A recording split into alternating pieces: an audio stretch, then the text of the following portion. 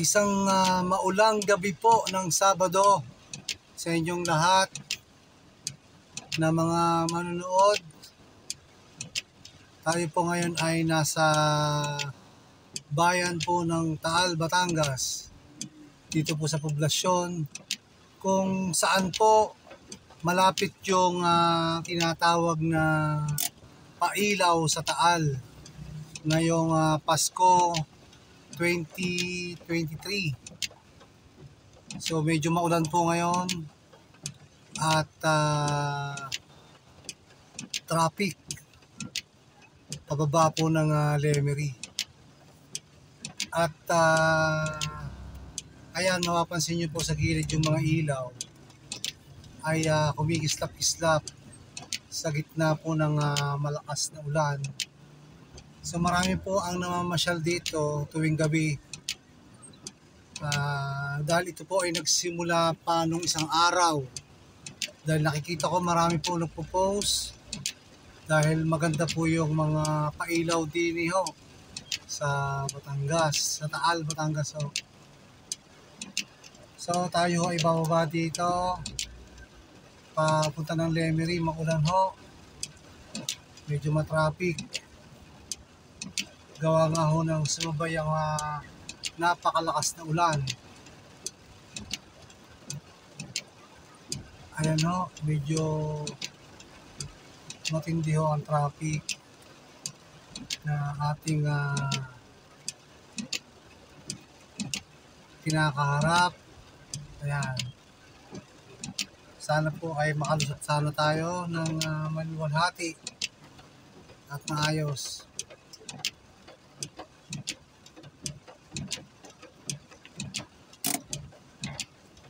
Biglang-bigla pong umulan ngayong araw na ito. Araw pa naman po ng Sabado at siguradong maraming mamasyal ho dito po sa lugar na ito.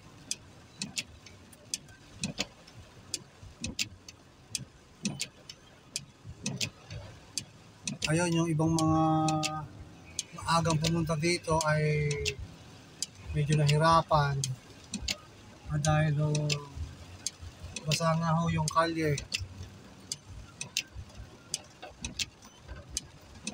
Yan lang po ang mahirap pagka ganyan na maulan. Yung one way ay siguradong traffic po.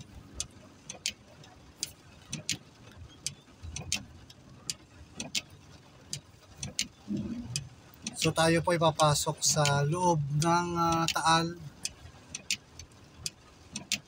sa mismong market park, at titingnan natin kung tayo makakalusot ng maayos dito dahil ho maraming one way ho dito eh.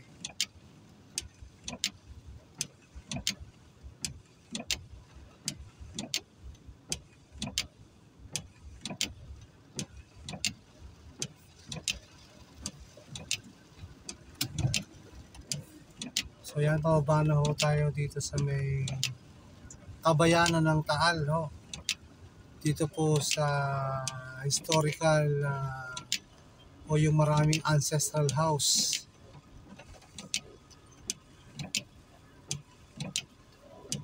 Marami din po dito bilihan ng mga bridal gowns, mga barong. Magaganda po, dinadayo po dito ang barong at yung mga gowns po sa iba't ibang klase ng okasyon. Medyo humina na po yung ulan at magandang bagay po ito dahil para ho makapamasyal yung ating mga kababayan. Yun nga lang ho, medyo babasa ka pa rin ng ambon. Sabagay, maganda-ganda po yan at medyo para malinis naman yung mga daanan. At dahil marami din pong alikabok, lalo na po sa kotse, kapag maghapon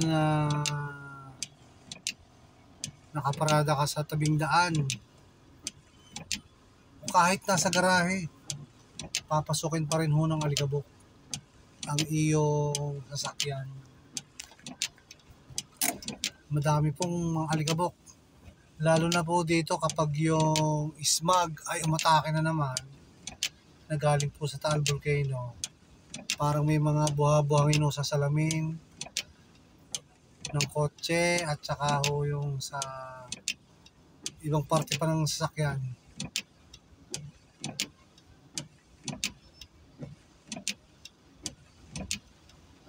Traffic ho tayo dito sa may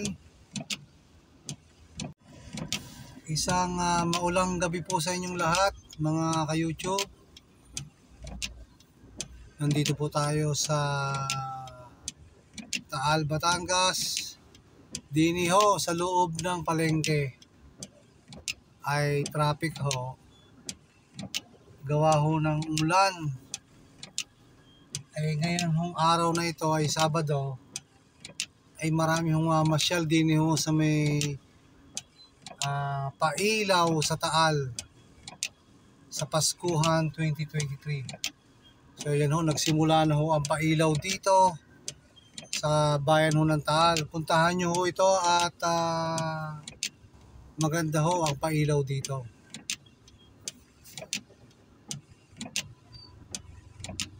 Nandito ho tayo sa gilid ng palengke.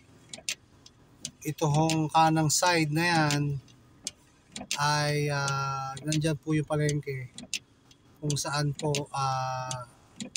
andyan po yung maraming shop ng mga bridal gowns at barong. Yan, dyan po sikat ang Taal.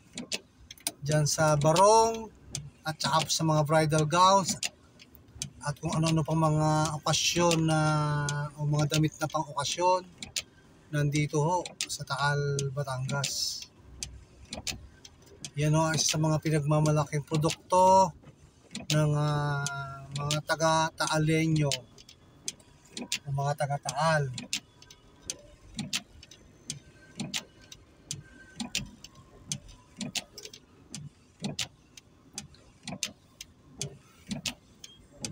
So, tayo po ay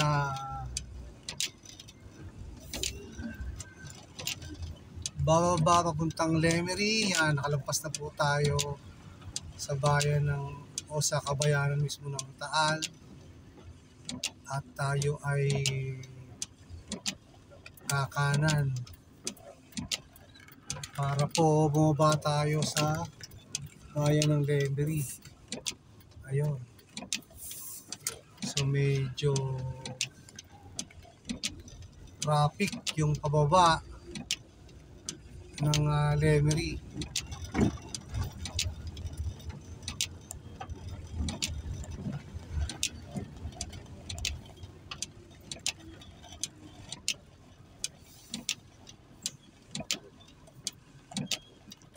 So ito pong ating kakaliwaan ay ito yung tinatawag na Taal Heritage Town. Dahil nandito po yung mga lumang bahay na tinirahan po ng mga Kastila na nanirahan ho dito sa kabayanan ng Taal. So makikita po natin dito yung bahay ho ng mga Kastila. At pag kayo po ay napunta dito ay parang ibabalik ka sa panahon ng mga Kastila.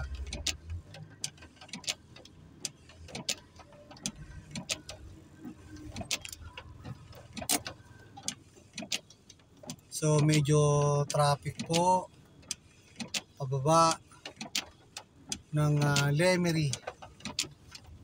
Dito pa rin tayo sa kalye ng malapit po sa pinaka main road dito sa may Taal.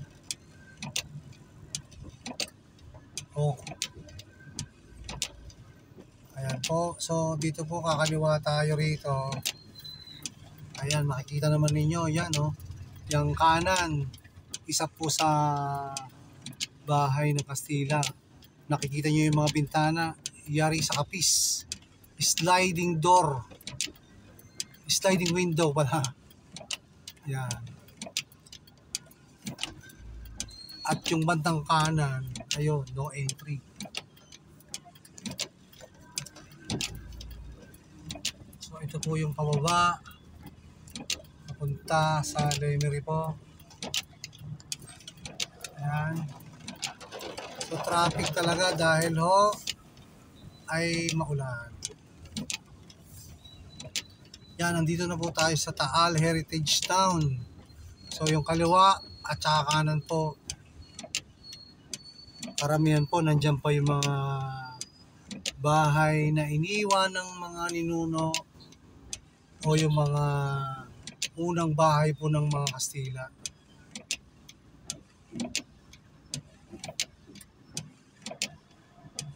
Actually, ito pong Taal Town ay hindi po ito ang kauna-unahang bayan ng Taal. Kumbaga, ito yung location nila. Hindi po ito. May mga nauna pa pong mga location ang Taal po. Una doon po sa may parteng Agoncillo. Tapos, nung nagkaroon ng awayan sa mga Muslim at Kastila, ay lumipat po ang mga Kastila malapit po doon sa bayan po ng San Nicolas. Kaya yun, yung pong pangalawang site ng Taal ay yun pong lugar kung nasaan po yung poblasyon ng San Nicolas. Doon po yung second site ng bayan ng Taal. At mahigit 200 taon po naging bayan yung ng Taal, yung lugar po sa San Nicolas. At ito po yung naging pangatlo. Ano naman pong kadahilanan at sila'y lumipat po dito? Ang nangyari po noong pag hindi po ako nagkakamali 1574 or 1754 ay pumutok po yung Taal o bulkan ng Taal ng mga 6 na buwan po. Sunod-sunod na putok ng Taal Volcano. At dahil po doon ay nagpasya po ang mga Kastila na lisanin yung lugar na yon at dito po mag-stay na sa ikatlong pagkakataon po dito po sa mataas na lugar na bahagi nito. Dito po lumipat ang bayan ng Taal.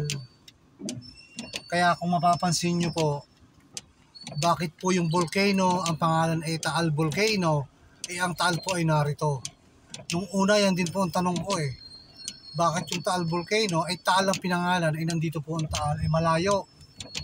Ayun po pala, originally ang Taal po pala ay malapit po sa lugar na yon sa lawa po ng Taal o yung Taal Lake. Nandun po kasi ang bayan ng Taal. Kaya pinangalanan po yung Taal Volcano na Taal Volcano. Yun. At hindi lang po yung Taal Volcano ang lumipat. Naroon din po ang mga bayan ng Tanawan, Lipa, Bawan.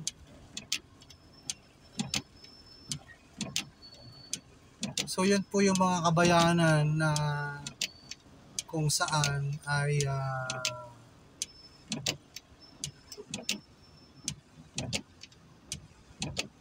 lumipat po yung mga bayan na yan.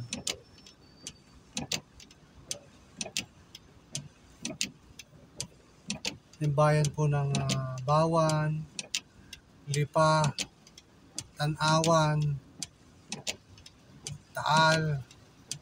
Yan po yung mga naglipatan at pagkakalang pa po pati yung Santo Tomas.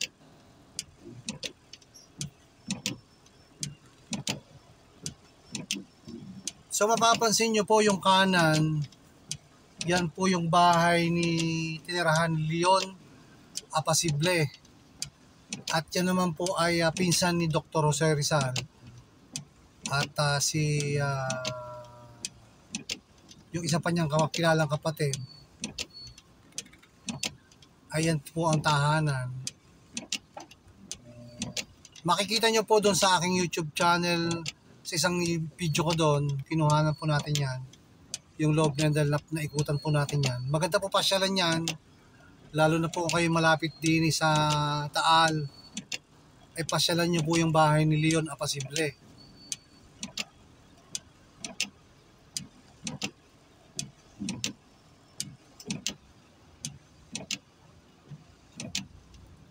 At dyan din po nagmi-meeting minsan po yung mga sinaunang mga bayani natin pag meron po silang mga pagpupulong na ginaganap. Yung isa pong kapatid niya si Galicano Apasible na naging governor po ng Batangas.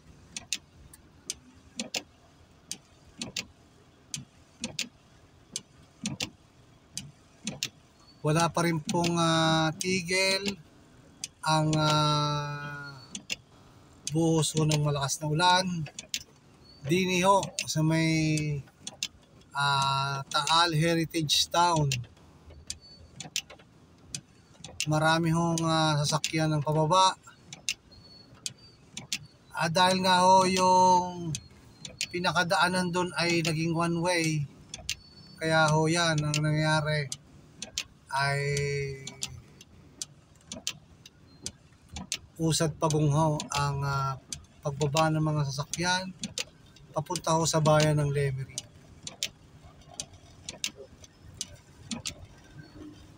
So sa bandang kanan ho, nariyan pa ho yung mga magagandang bahay. Madadaanan din ho natin yung kay Marcela Agoncillo na bahay. Yun hong tumahi ng ating pambansang watawat ho ng Pilipinas, si Marcela Agoncillo ho.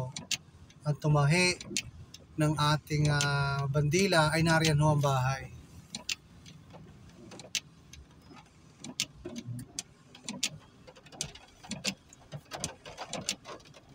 Karamihan ho ng bahay dito ay gawa sa adobe. Yan ho ang ginagamit kasi ng araw. Pero yung iba ho na modernized na, iba na preserve pa rin naman. At alam ko yung iba tinulungan ng ahensya ng gobyerno na i-restore. Gaya ho ng bahay ni Marcela Agoncillo. Yung iba ho dinonate na sa ating pamahalaan.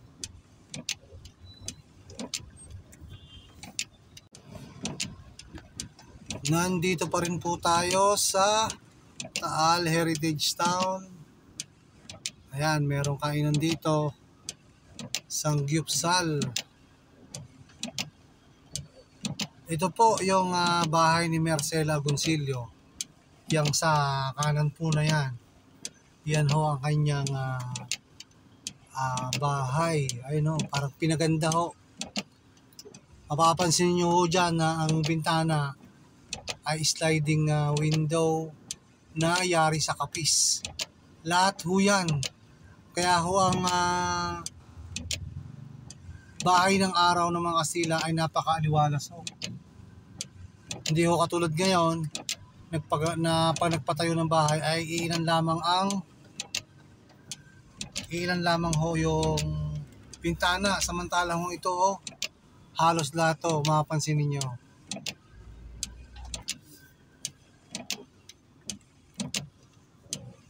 Yung pinakababa nun may balustre na kahoy. At yon ang alam ko na uusog din yung pinaka-sliding na takip nun o yung nakaharang doon para pumasok po yung hangin. Yun naman po yung maganda sa bahay yung nakakapasok maganda po ang ventilasyon at hindi po mainit, hindi po katulad ng mga moderno ngayon na pangabahay ay maliliit ho yung bintana, hindi ko katulad niyan, maliwalas. So medyo malapit na po tayo sa boundary ng Lemery at Taal.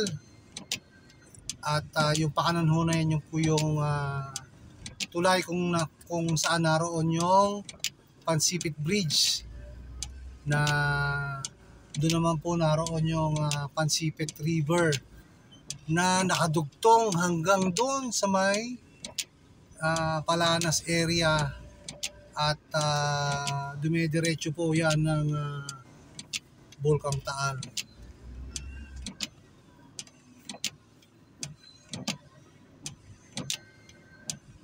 So medyo baha po ng kaunti sa lugar na ito. Ay tunay hong napakadaming sakyan. Kaya traffic.